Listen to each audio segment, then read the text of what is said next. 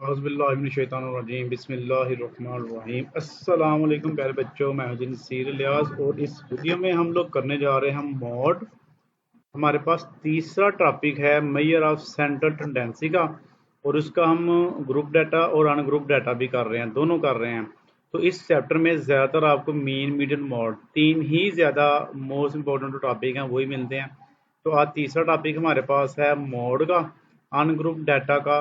तो इसमें find the mod of the data. ठीक है जी, आपने क्या करना है, इसका डाटा मॉड फाइंड करना। इंतहाई आसान टॉपिक है ये आपका। तो अगर अभी तक चैनल को सब्सक्राइब नहीं किया हो तो चैनल को सब्सक्राइब कर दें, वीडियो को लाइक और शेयर कर किया करें ताकि सभी का फायदा हो जाए। तो आइए इसको शुरू करते हैं। पहला क्वेश्चन है हमारे पास, find the mode of the data. ये सारे क्वेश्चन जो है अपने से लिए गए हैं और कुछ पास पेपर से लिए गए हैं। बस सिर्फ मेन मकसद आपको इसका कॉन्सेप्ट देना है। क्वेश्चन जहाँ से मर्जी आपने करना आना चाहिए आपको बस। Find the amount of the data, ये तीन क्वेश्चन मैंने लिखे हैं, तीनों थोड़े डिफरेंट से हैं। देखिए हमारे पास डाटा है सारा, तो इसमें मोड फाइंड करना आपने। मोड जब आपने फाइंड करना तो आपने देखना डाटा में सबसे ज़्यादा दफ़ा कौन सी वैल्यू आ रही है। Most repeated value in the data is called mode. Data में जो सबसे ज़्यादा दफ़ा वैल्यू आएगी इसे आप कहेंगे जी ये हमारे पास मोड आ गया। तो 2, 9, 4, 5, 6, 7, 8, 9, 2, 2, 3, 4, 4, इसमें आपने मोड फाइंड करना है। देखिए सबसे ज़्यादा दफ़ा क्या क्या आया हुआ है, 2, उसके बाद 2, फिर 2, तीन दफ़ा 2 है, उसके बाद 4, 4, 4, तीन दफ़ा 4 है।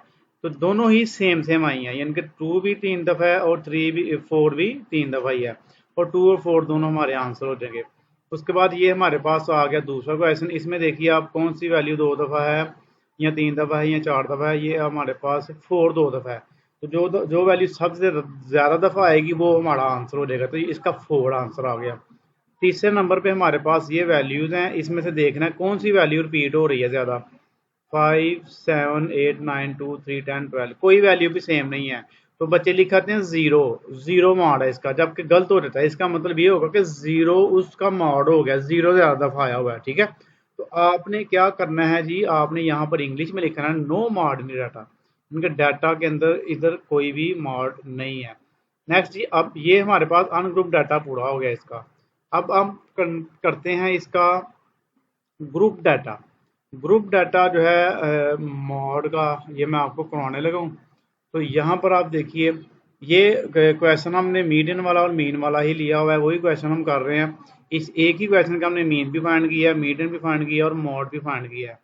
ये हमारे पास क्लास और फ्रिक्वेंसी दी होगी, दो चीज़ उसने हमें दे देनी है बस। इसमें मॉड में हमने ये तीसरी चीज़ फाइंड करनी है जिसका नाम है क्लास बाउंड्री। ये आपने बनाई थी, उसमें मीडियन में भी बनाई थी और मॉड में भी आपने ये बनानी है। अगर आपने वो तरीका नहीं सीखा तो फिर मैं आपको एक दफ़ा और बता देता हूँ कि ये आपने क्लास बाउंड्री कैसे बनानी है। इसके लिए आपने क्या करना है, ये पहली दो जो क्लासेस हैं इनको देखना आपने। देखिए इधर 5 है, इधर 6 है, इन दोनों को सेम करने के लिए हम सी भी बनाते हैं। जैसे ये देखिए ये दोनों 5.5 है, 5.5 है।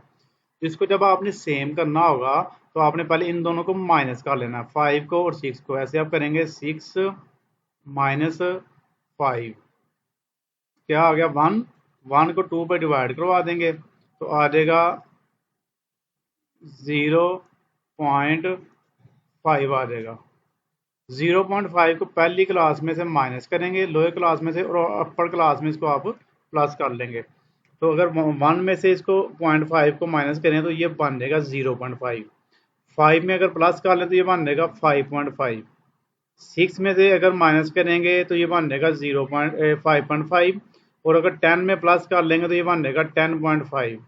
इसी तरह 11 में से माइनस करेंगे, फिर 16 में से और 21 में से, और 15, ये 20 और 25 में प्लस कर लेंगे तो ये हमारे पास सी बी बन जाएगी। ओके जी, सी बी हमारे पास आ गई। सी बी करने के बाद अब आपने क्या करना है,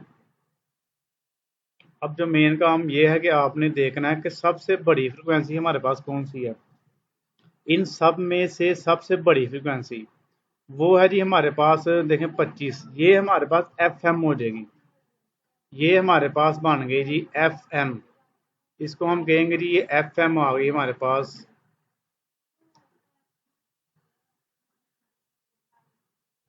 जी। इसके साथ हम लिखेंगे जी ये एफ एम आ गया यहाँ पर। इससे जो ऊपर वाली होगी वो एफ वन होगी। ऊपर वाली हमारे पास आ जाएगी जी एफ वन। और जो नीचे वाली होगी एफ एम के वो बन जाएगी एफ टू। ये हमारे पास आ गया डाटा। ये अब सबसे बड़ी जो वैल्यू थी वो हमारे पास आ गई जी एफ एम। उससे ऊपर वाली जो होगी वो एफ वन हो जाएगी। और जो नीचे वाली होगी वो हमारे पास बन जाएगी एफ टू। अब आपने ये वैल्यूज इधर पुट कर देनी है। और जो मेन चीज़ है जो डाटा जो है ना आपने डाटा वो आपने लेना है ये सबसे बड़ी वाली जो है। सबसे जो बड़ी वाली आपकी जो फ्रीक्वेंसी है उसको आपने हाईलाइट कर लेना है।